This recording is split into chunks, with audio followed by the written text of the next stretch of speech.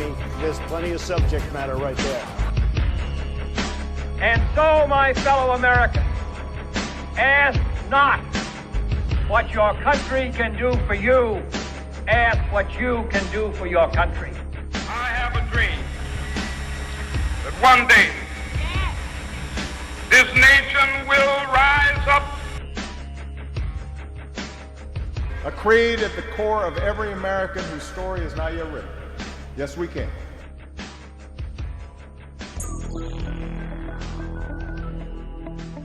Regulators. We regulate any stealing of his property. We're damn good, too. But you can't be any geek off the street. Gotta be handy with the steel, if you know what I mean. Earn your keep. Regulators! Mount up. Good evening, I'm Brian Redding, host of United Spectrum.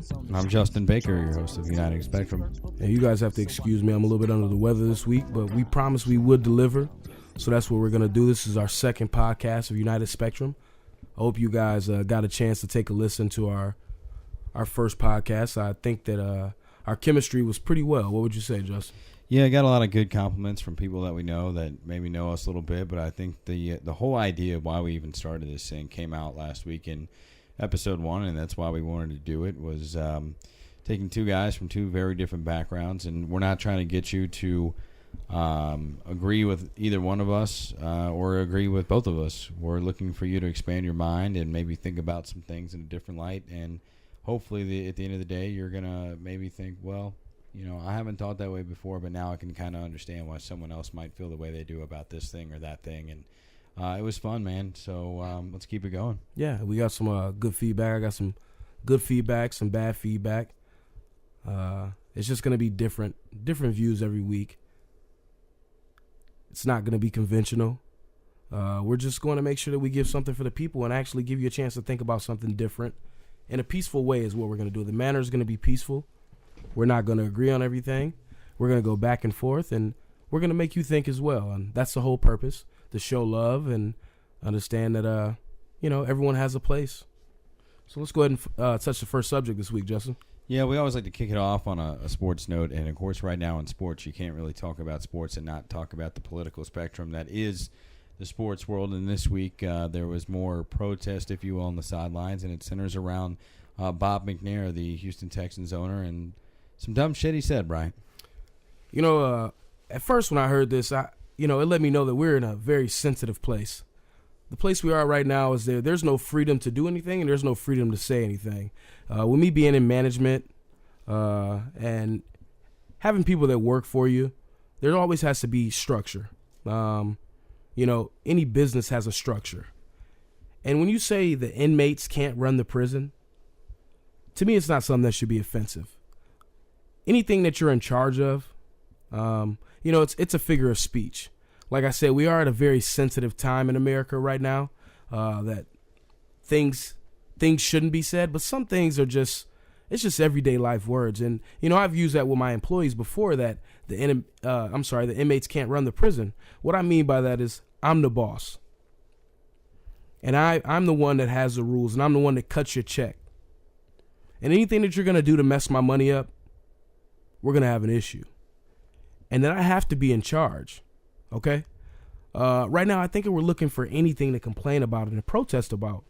I think you said it earlier, is that, again, the meaning of what Colin Kaepernick was talking about has been lost. But then when you come back and the owner retracts his statement, it's almost like, well, I wasn't talking to those guys. That's what he said. He said, he released an apology, about his comments.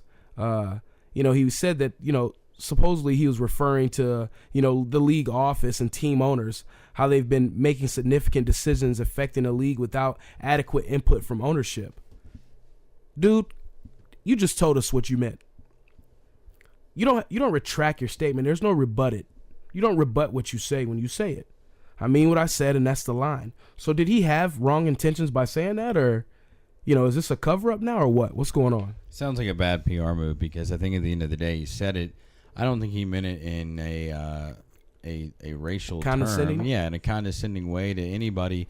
And for the players that protested, I would remind them that this man has changed their lives for them and their family with the checks that he's writing them.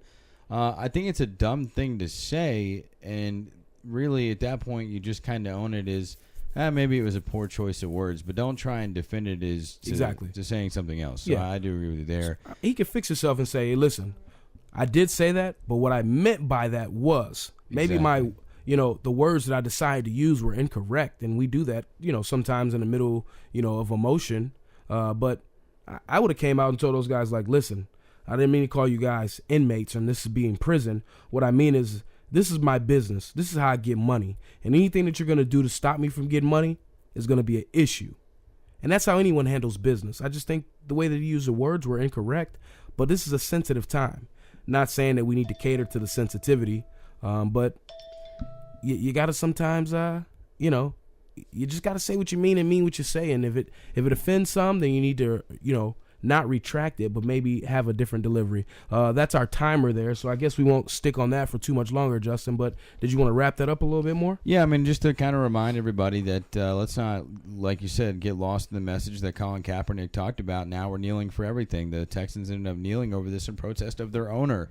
A couple of weeks ago, in the beginning of the season, players were protesting the president. It's not that I agree or disagree with either reason why someone want to protest, but let's not use the same thing to protest everything. The biggest thing, and you said it to me earlier, was, let's stop airing everything out in the media and social media. Let's talk about it man to man. And the owner said something stupid in a team meeting. It should have stayed within the team meeting room if they had any grievances. So from that to another topic that we have to get into, and this was kind of a fun one, was a social experiment. I brought this up to you, and I said, it has nothing to do with one race or another. You could change the races, the religions, the sex, whatever the case may be, and whether or not we are automatically segregating ourselves from the beginning. And the way that I would like people to think about this social experiment without us borrowing anyone's kids. Yeah, anyone's kids. There's waivers involved and everything of that nature. But what I thought about was, let's say that you have 8 kids about the age of 12, 13, 14, so in that 3-year range, and you ask them to, one by one, go sit in a room with 2 tables with 4 chairs. Regardless of what child is asked to go first and what the color of his skin is, we'll say for the sake of argument that we have 4 black kids and 4 white kids. Let's say the first kid to go into that room is a black kid. The next kid is the white kid to go. They're going to alternate race as they go in. Where that white kid sits, or where that black kid sits, or where that black kid sits, is going to dictate how the rest of the participants are going to sit. And this is where I turn it to you: is let's say there's a black kid that sits first and the white kid follows, or the white kid sits first and the black kid follows. What does kid number 2 do in today's? What do you expect to happen in this world? In today's society, as sad as it seems, I think that black kid goes in the room and he sits at the right table. The white kid comes in and he looks and sees there's an empty table, and he doesn't know the black kid that's sitting there, and he sits at the other table. And then you send the other black kid in, and he sees a black kid sitting at the black table. He goes and sits with the black kid, and vice versa. And I think it continues on through all 8 of these kids.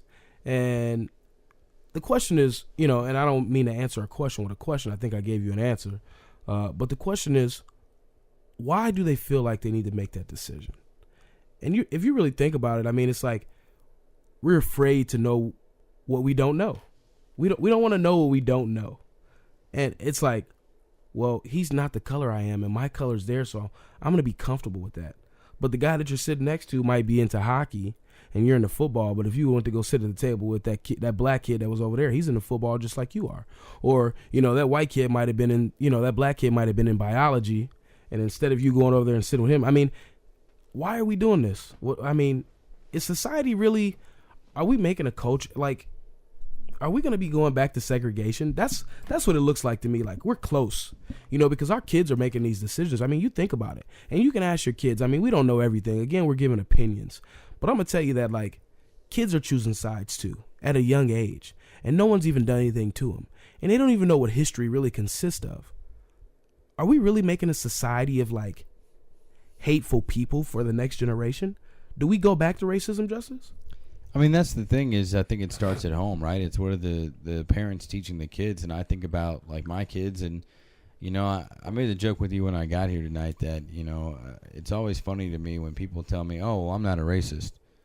Well, the fact that you told me that kind of tells me like you are. I mean, if you're not a racist, you don't normally announce that you're not a racist. It's just kind of stating the obvious. And then the other thing too is I always love when people say, "Oh yeah, I'm not a racist. No, I have a black friend named Brian." Well, the fact that you had to point out the fact that he was black and you only mentioned one friend doesn't necessarily make you a non-racist. Well, I'm going to be honest with you. Let's go ahead and cut this because we're not going to have a lot of time, and I want to touch this real quick. I spoke with a dear friend of mine this week, a family member, I would say, and, I was informed about an older gentleman she was having a conversation with and, what he thinks when he sees a black face. And? In society, it's just crazy, man, because when you see a black face walk down the street or you're introduced to a black guy, like the first thing you think is like, what's going to be the problem? What's his problem? Is he violent?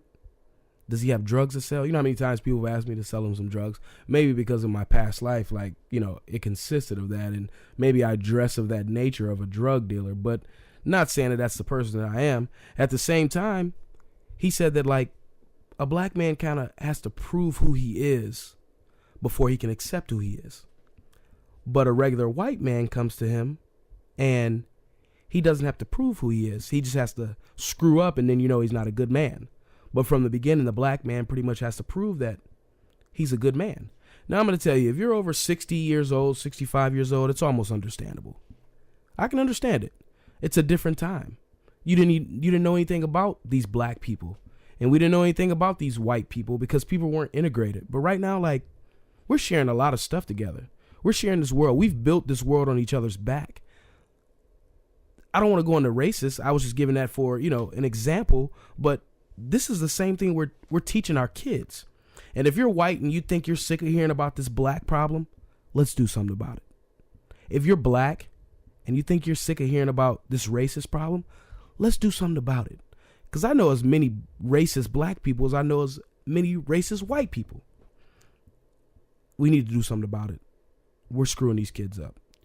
That's the conversation that needs to be had, and I think that's kind of what we're here to do is, hey, take a second, think about your kids and how you're raising them and how we can do better, and let's stop seeing color for what it is. Think about that social experiment. What would you do? What would your kids do if they were in that same scenario? Do you think that they would mix it up a little bit based on maybe how the guy's dressed, what type of music he looks like he's into? Is he an athlete or is he more of an artsy guy? These are things to think about. So take a closer look at home before we get into too depth to too much more. Yeah, and if you think that's an issue and you think that you would go sit at that table with just the white kids because you're a white guy, don't let your kids think the same thing. Let's teach them something different.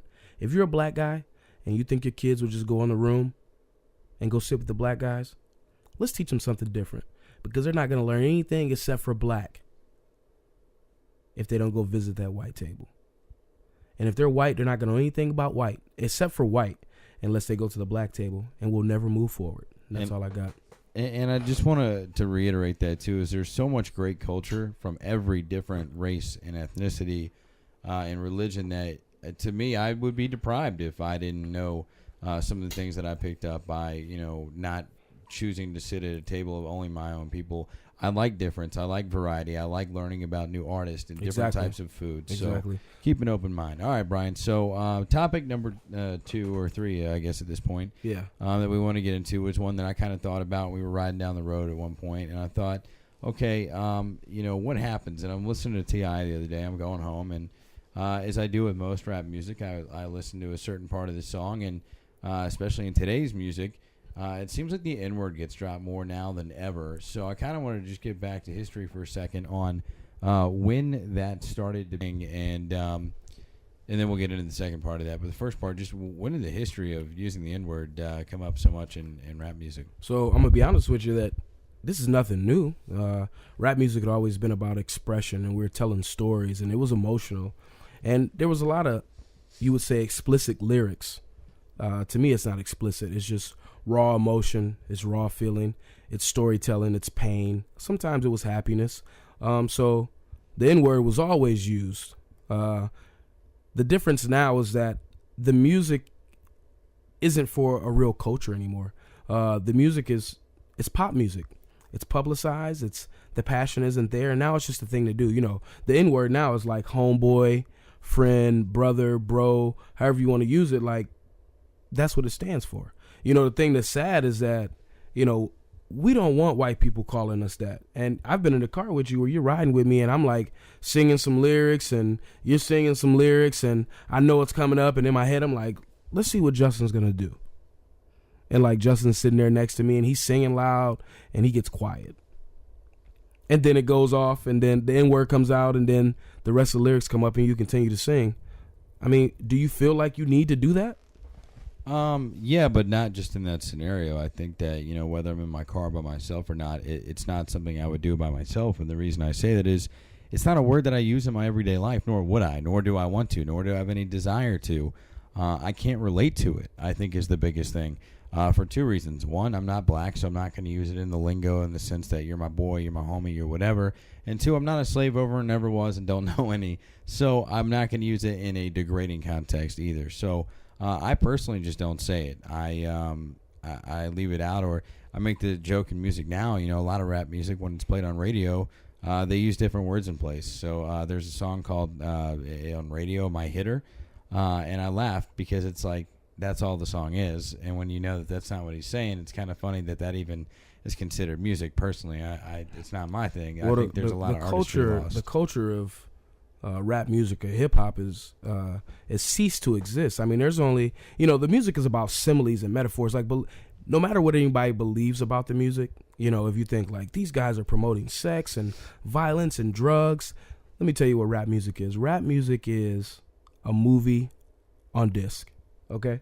So when you're watching like Blow and it's like about a white drug dealer who's like selling pounds and girls are snorting powder from like crevices in the body, okay, and people are doing wild things, that's all that rap music is, just the explicit lyrics and this explanation. And it was the way of communication and to express yourself. So when I think of rap music, people say it's so bad. I mean, we are in a culture now that where like it only promotes drugs. These are like dope fiends. Like, when has it been okay to like been a druggie? Like now in like the hip hop culture, which is pop music, okay?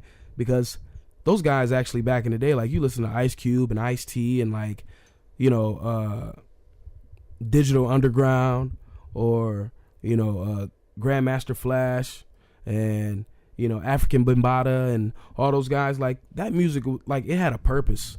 You know what I mean? Like this is like great music. It was all about pain and expression, and you could relate to the pain and expression. It's just like country music. You know, I heard a song by Garth Brooks, and it's like one of my favorite songs. He talked about he has friends in low places. And if you really think about, like, that's some real gangster shit to have some friends in low places that do like some really dirty things. But, right, you know, to me, I mean, like, the culture is lost. It's all about doing drugs. And I believe that if, you know, we want to get away from, 70% of rap music that's purchased is by, you know, young white men, you know, that are in, you know, college and high school. And if we don't want those words to be used, then we have to quit putting that in the music. I think that there's a time and a place, just like there is for anything else. You know, like, you don't come in my house, and I've known you for 12 years. I've never called you my nigga. You know what I mean? Like, because that's not what you are. It doesn't fit, right? And if I tell you that, then you're going to feel like you could be freely to call me that. And then, like, you know, I had to blow your mouth out and we'd have an issue. But, you know. Well, saved by the bell on that one.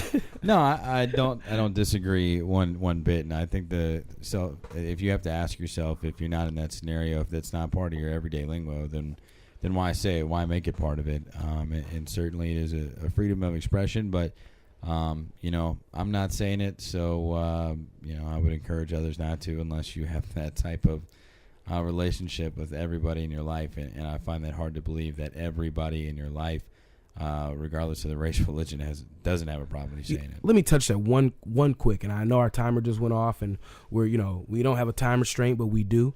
I'm gonna be honest with you. I know you'll have some people say, well, they say that to each other. I'm gonna be honest with you. I know some black guys that if I walk up and call them a nigga, they're gonna be upset. Really?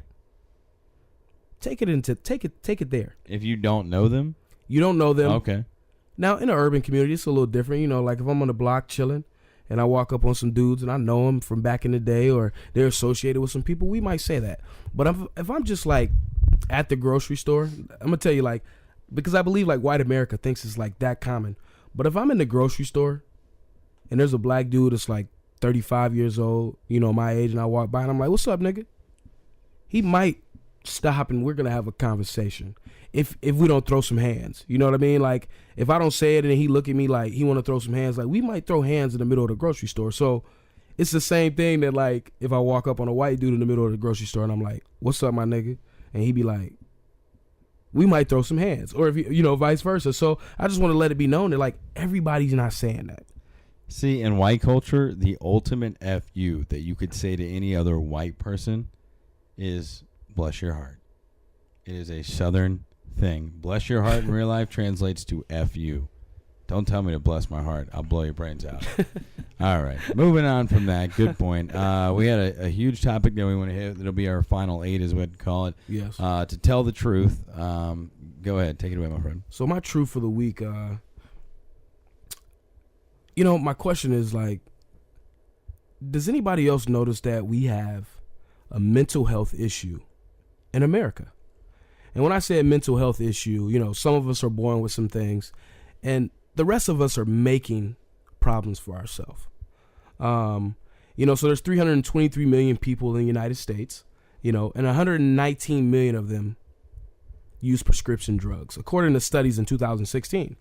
Also in 2016, we had 64,000 people die from overdoses of prescription drugs. What is going on? These are alarming rates, first of all. And if you're not too sure of what these mental health issues are, the two biggest ones are depression and anxiety. What type of pressure are we putting on ourselves that we cannot deal with everyday life? Why are we not secure about who we are till we cannot deal with everyday life? I'm talking about from Xanax. Okay, I know some people personally that are taking 6 Xanax a day to function. 6 Xanax a day, that's like a walking zombie. You really have to have some things going on upstairs. We're talking Zoloft. You got people, when we talk about that aren't, you got Oxycontins, you got Percocets. When we talk about people that are on prescription drugs, we're talking cocaine, marijuana, heroin. We got meth. I mean, meth. Oh my goodness, this opiate epidemic is ridiculous. What are we doing right now that, like, is making it so hard? I mean, I think personally that, we're chasing these worldly possessions, and it's stopping us from really living. You turn on this social media. First of all, there's no private moments, so everybody's sharing everything. People are going to piss, and they're telling you, like, they pissed and it was clear, so they know that they're, like, drinking enough water. You know what I'm saying? Or, you got these young kids talking about they're pissing out lean. You understand? And, we're sharing everything. Vacations, kids' first poop, being upset with your wife, a surprise party that you're throwing for your sister that you put on social media 2 days before her birthday. I mean, that's how dumb we are right now, okay? And I believe when we look at the social media, we're trying to keep up with everybody else's life and not living our own life. I mean, personally, I don't think that we even have an identity. We don't know who we are because we're living through what everyone else is doing on social media, and it's putting a lot of pressure on ourselves. Different people are in different situations, which means they're going through different things at different times. But then when they post it online and you take a look at it, you feel like, well, I can do what they do. And you're actually chasing what other people are doing instead of learning how to build yourself and being happy about who you are. So it's putting on a lot of pressure, and we're medicating ourselves. We're really like walking zombies, and we're not living. We're not making any moments, Justin. And like the moments that we're making right now, if the internet was to shut down, no one would have any moments. Because we're not sharing private moments and remembering them. We're just doing shit to post it online for people to say, for people to see. They say that the average person, okay, has 5 social media accounts. 5. So what's that? Facebook, Snapchat, Instagram, Twitter, and what's another one? Pinterest? Pinterest, maybe, yeah. Yeah, okay, so that's not even your email address. And how many different email addresses do you have? Oh, 3, 4, 5. Okay, so they say that we spend at least 4 to 5 hours a day on our social media. I buy that. They say 9 hours a day for high school students. Those kids are barely awake for 10 hours out of the day.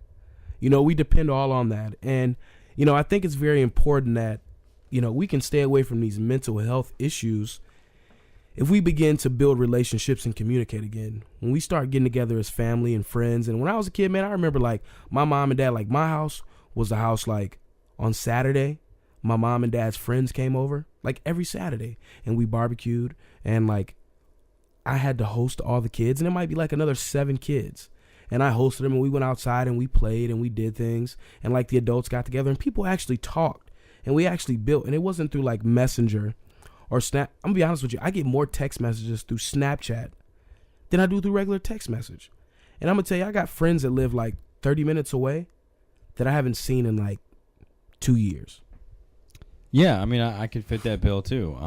It's sad, and we get away from that personal communication, which goes back to the whole theme of what we've been wanting to work on all night, which is we need to communicate better with our kids, with our friends, with our family, and how we want to portray ourselves and help grow. And I think going back to your problem with the idea of depression and this anxiety, I know people that are close to me in my life that struggle with anxiety. People that are very close to me that have it and don't necessarily take medicine for it, but they're finding different ways to cope with it. And then others that do have it or, have depression, and they take things to help subdue that. The problem that I have with that is like, I don't want to sit here and say that it's not important. It is, but it's a mind-altering thing. So are we really being ourselves if we're constantly on mind-altering effects of medicine and things of that nature? So it's tough, and I think the question is you got to open up. You got to be able to talk to somebody. I think every kid nowadays is diagnosed with ADD, and I've always joked that, hey, look, man, like if I was still in school, they'd tell me that I have ADD. Really, I was just a normal kid, right? Like I was a 14, 15-year-old kid that was interested in other stuff, so it's tough. I think the biggest thing is that, like I said, I know I kind of got off track a little bit, but the communication. We're not solidifying each other. Every day we're tearing each other down. We're in competition with the next man instead of rooting on the next man. You understand? Like, I want to root on my fellow brother. You know what I mean? Like I want to call you and be like, hey, man, like, I see the work you're doing. I know you're working hard. And if ain't nobody telling you, like, I love you. And I'm not afraid to tell a man I love him. And I tell my man, I call on my brother. I call you on the phone. Hey, man, you're doing a good job, man. Keep up the good work. Instead of not having somebody help support that with doing the hard work. Now, inside of your home, your family definitely knows the type of hard work you're doing. And that's what's, at the end of the day, like supposed to solidify you to the next level. But that support, we're not supporting each other. And I think that's why we have mental health issues, is that we feel like we have no purpose unless we're keeping up with what they say the Jones is, okay? And whoever the Jones are, like, I hope they're really paid, because like people are keeping up with those guys like a lot. They trying to keep up with the Jones, but at the same time, we need to support each other. We need to show love and say, hey, look, man, you're doing a good job. Keep up the good work, and let's get together and get our families together, and let's build, and let's make this village, and let's raise our families together, and let's be united. And I think that actually gets away from the mental health issues if we solidify people as being good people and hold them accountable, because right now, the lie is now the truth, and now the truth is a lie, and that's what we're building friendships off of, is the people that are going to lie to us is who we want to be our friends. And that's also giving us a sickness in our mind as well too, because our friends are solidifying things that aren't really the right thing for us to do, or letting us make bad decisions. And then when you do run into real friends that will confront you and help you stay on the right track, you don't want those to be real friends, because it's not common. So I mean, we have to get away. We have to be each other's counselors and help medicate each other besides using this medicine, Justin. Well, I think the thing, too, to start wrapping this up is I encourage everyone to maybe take a step back. And you mentioned social media and all the different accounts that we have. And, I think part of that is that, when we were going through the Great Depression that started back in October of 1929 and lasted nearly 10 years, the struggle to get back for everybody and what was good and right in the world was just putting food on the table for your family, and we've gotten away from that. As you said, we've gotten too invested in our worldly possessions. So, to get back to that, I think that you have to find a nice work and home life balance. I think it's important. You've done this with your kids to kind of unplug, maybe go away for a while, whether it's the mountains or whatever.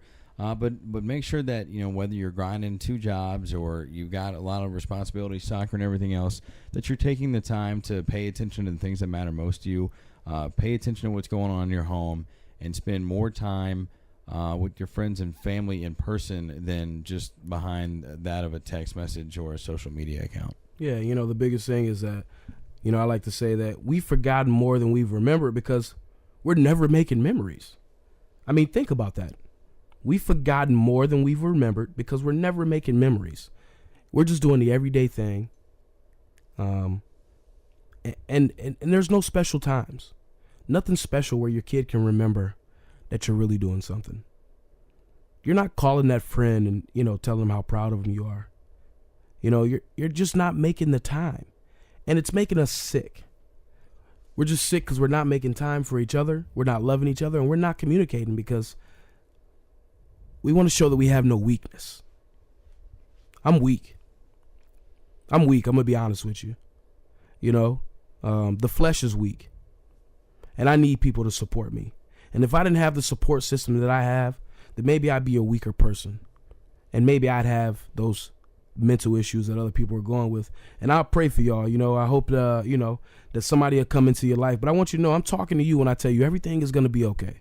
Like personally, you. And I know you're listening. And it's meant for you. I said this tonight because of you. Because I've seen some of your posts. And I know you're on edge. I want to tell you that God has a plan. And without struggle, there's no meaning to life. This is a process. And if you make it through the process and there's no problem, you might as well just die.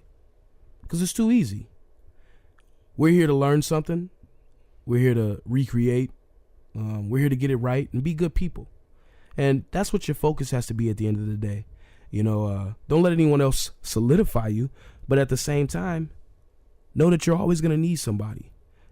I think you said it earlier today, Justin. You said, call somebody this week. Just call somebody and tell them you love them. Or send somebody a text message in the morning, even if it's just automatic, like a scheduled message, like you did it before you fell asleep because you knew they were going to be up at 6:37 in the morning. And something to help somebody get their day going. And tell them to have a great day. And tell them you love them. And tell them you're proud of them. And tell them they're doing a good job as a parent. Or that they're a good wife. Or they're a good husband. Like, tell your kids you love them. Make people feel good because with everything that's going on right now, this is a hard place to be. It's a hard life to live. And maybe you can save the next person from becoming, you know, a person that has to be dependent on some type of narcotic or illegal drug or, you know, legal drug to keep them going. And let's just keep working on being good people. The thing is we're all so focused on our own battles right now that I think we forget that there are people all around us every day that are fighting to climb a mountain or to overcome an obstacle. And I had it happen to me this weekend where I was not expecting a text message. I got one from my stepdad who thanked me, or not thanked me, but acknowledged that I had done something that he was very proud of in my life and in my career, and that he had never told me this before, that he was proud of me. And that right there is the motivation that can help get you over some battles that you didn't even know you were fighting. Definitely. So going back on what you said, reminding people that you told them they love them, remind them that, you know, you're proud of them for doing X, Y, Z. As bad as we may think we have it, there's always someone else that has it worse than we do. So, or better yet, some people didn't even wake up with our problems today because they didn't get up. And that's the thing, is that you have the ability to get up and to fight your problems and to overcome them. So enjoy those problems, embrace them, make the best of them. And look, at the end of the day, it doesn't matter how bad today is. You can take the right steps to make tomorrow the best day of your life. So continue to do that each and every day. So we do appreciate you for tuning in to United Spectrum for our second podcast. Again, we're going to deliver this to you every week, and we're going to touch some things. And Justin said it earlier, you're not going to agree with everything. We're not going to agree with each other on everything. The point is to make you to think about something that you didn't think about, to be unconventional and to be raw. This isn't scripted.